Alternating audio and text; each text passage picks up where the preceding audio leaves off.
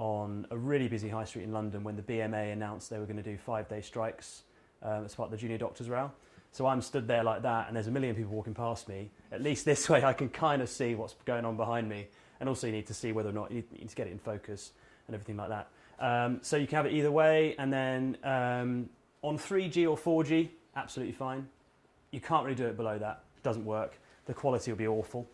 But this sort of technology is now being used by all the cameramen. They've got these things called live views, which have come around in the last couple of years, and they're effectively a box with about 7 or 8 SIM cards in, and all they're doing is the same as the phone. They're just getting signal in, and they're using that to broadcast everywhere. I mean, I suppose the thing to bear in mind is mobiles are brilliant in their circumstances. They definitely have their places, and actually I think some of the stuff that I've done, like that thing with in Dundee, it just wouldn't have worked with a camera. You wouldn't have got anyone. I wouldn't have got anyone telling me anything because you've got this big camera there.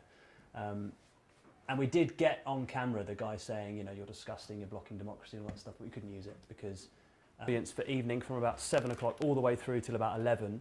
In the day, unless something happens, we don't actually have that great an audience. We have, you know, like a ticking over audience. So what they've decided to do is they've looked at that and they've looked at the digital audience, and as the TV audience goes down at about 11 o'clock in the morning, the online audience, mobile and internet, web goes right the way up.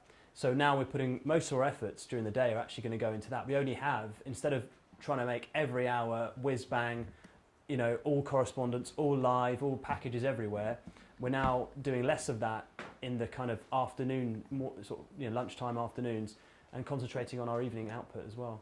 But Sky is very much, we like to put the decision makers on the spot as often as possible.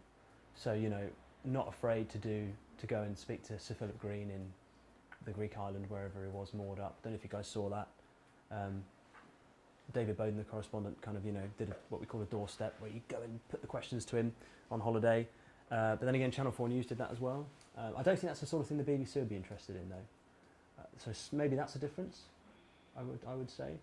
In terms of decision making, it's the Sky ballsier, do you think?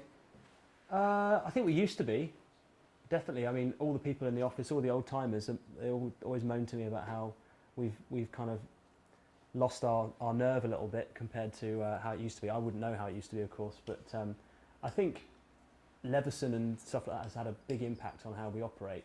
There's certainly a lot more second guessing going on than before, but again, I wouldn't really know what it was like.